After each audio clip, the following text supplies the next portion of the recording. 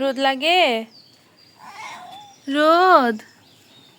চলো ভিতরে যাই, বাসায় যাই, চলো। আসো আসো আসো আসো আসো আসো আসো। আসসালামু আলাইকুম সবাইকে, কেমন আছেন সবাই? আশা করছি আপনারা সবাই অনেক ভালো আছেন। আজকে অনেক দিন পর একটা ডেলি ভ্লগ নিয়ে আসছি। ডেলি ভ্লগ না, এটা হচ্ছে অলরেডি এখন দুপুর হয়ে গেছে, 3টা বাজে। আমি সারাদিন কিছুই করি নাই, যার কারণে আমি ভ্লগও করি নাই। তো এখন থেকে ভ্লগটা স্টার্ট করলাম। প্রথম রোজা, দেখা যাক কি করা যায় আজকে সারাদিন। সারাদিন বলতে এখন থেকে ইফতার পর্যন্ত। তো আপনাদের সাথে একটু শেয়ার করব, চেষ্টা করতেছি যে আজকের সারাদিন আজকে রান্নাবান্না কি করব আপনার সাথে দেখানোর। তো চলেন আজকের ব্লগটা শুরু করি। এই যে কালিয়াকে আমি ছাদ থেকে নিচে নিয়ে আসলাম, ও ছাদে যে ঘুমাইছিল। ও এখন এখানে বাসায় থাকুক, একটু ঘুমাক, বেশি রোদ উঠে গিয়েছে। আম্মু এখানে সব কিছু ভিজিয়ে রেখেছে। এই যে এটা হচ্ছে পেঁয়াজুর জন্য ডাল, আর এই যে বুট ভুনার জন্য বুট, এটাকে সিদ্ধ করেনি এখনও, জাস্ট ভিজিয়ে রেখেছে। আজ আজকে হচ্ছে টমেটো দিয়ে কই মাছ দিয়ে ভুনা করব। তো এই যে 2টা টমেটো বের করে রেখেছি, যেহেতু মাছের পরিমাণ এত বেশি না, তো টমেটোটাকে আজকে কেটে না দিয়ে ভেবেছি ব্লেন্ড করে দিব। তো ওইভাবে আজকে করবো, তাই ভাবলাম আপনাদের সাথে একটু রেসিপিটাও শেয়ার করি, চলেন। এই যে টমেটোগুলোকে আমি কেটে ধুয়ে এসেছি, এখন এটাকে আমি ব্লেন্ড করে নেব। যদিও পাকা টমেটো কষাইতে কষাইতে একদমই মিক্স হয়ে যায়, কিন্তু তারপর আজকে মনে হলো যে একদম ব্লেন্ড করে দেই, দেখা যাক কেমন হয়। পানিও দিয়ে দিব একটু।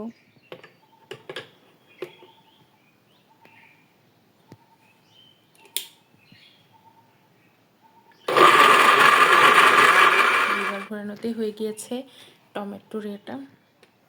কালিয়াকে আমি নিয়ে আসছিলাম হচ্ছে ঘরের মধ্যে ঘুমানোর জন্য। ওই যে রান্নাঘরেই ঘুমাচ্ছে, কারণ এখানে যে আমরা আছি ওই জন্য ঘরে যাচ্ছে না। মানুষ যেখানে থাকে ওখানে ও থাকতে পছন্দ করে, এখানেই ঘুমিয়ে গিয়েছে।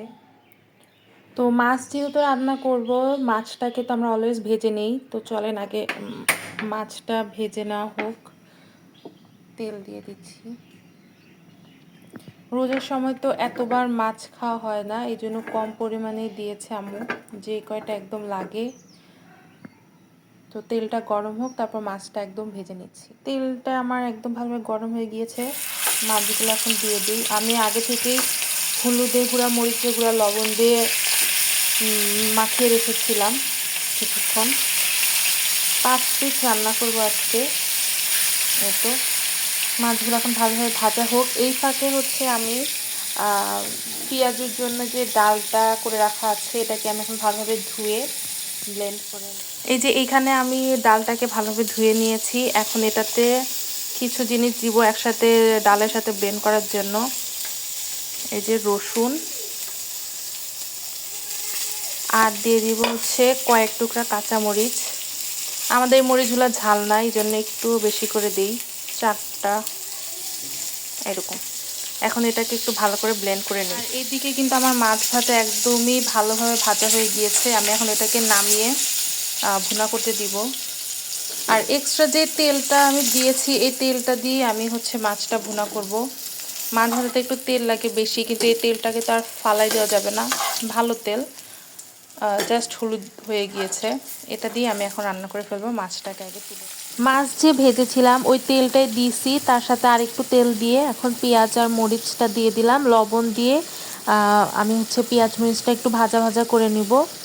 তারপর হচ্ছে আমি সবগুলো মশলা দিব। তার আগে আমি হচ্ছে আমার বিড়ালের খাবারগুলো আগে দিব, অনেক চিল্লাচ্ছিল। এই যে রঙ্গিলা আর কালিয়া খাবার খেতে চলে এসেছে, ওদেরকে আজকে ভাত দিব হচ্ছে এই যে কলিজা দিয়ে ভাত, মুরগির কলিজা দিয়ে।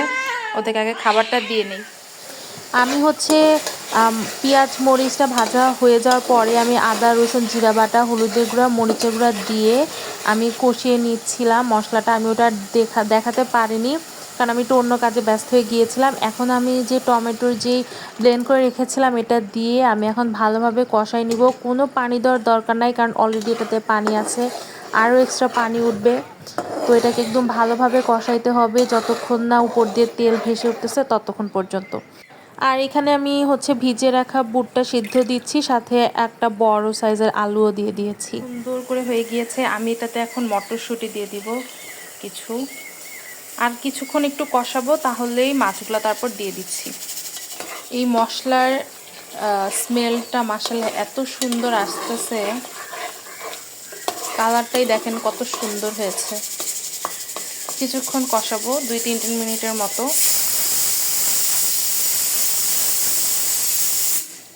আর এদিকে বুট সিদ্ধ হচ্ছে, এই জন্য এরকম শব্দ।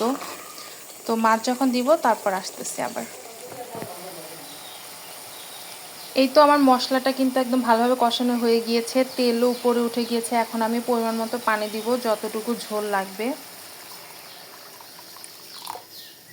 এতটুকু দিলে না মনে হচ্ছে, হ্যাঁ এতটুকু হয়ে যাবে। আর এখন আমি এক এক করে মাছগুলো দিয়ে দেব, যে মাছগুলো আমি যে ভেজে রেখেছিলাম।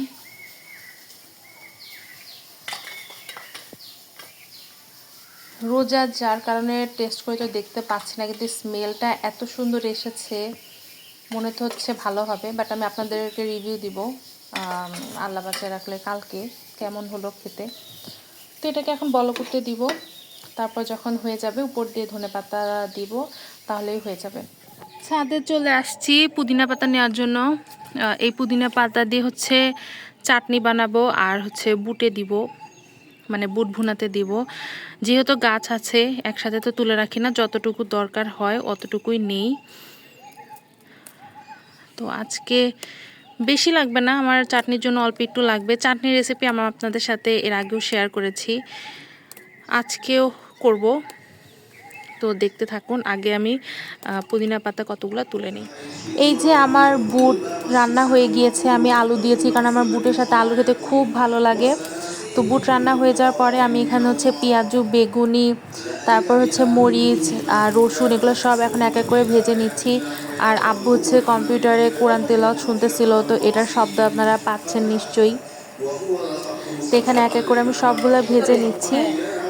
হয়ে গিয়েছে আমার পেঁয়াজু ভাজা, এখন হচ্ছে বেগুনিগুলো ভেজে নিয়েছি। এক তো ডিটেলসে দিলাম না, কারণ আপনারা কম বেশি সবাই অনেক পারেন। এদিকে এই যে আমি মরিচটাও দিয়ে দিলাম, মরিচটাও ভেজে ফেলেছি। এখন আমি কয়েক টুকরা রসুনও ভেজে নিয়েছি। তারপরে এই যে আমি হচ্ছে চাটনি বানাচ্ছিলাম। দেন হচ্ছে এই যে কাঁচা বুট, কাঁচা মরিচ আর পেঁয়াজ দিয়ে সামান্য সরিষার তেল, লবণ দিয়ে মিক্স করে নিয়েছি।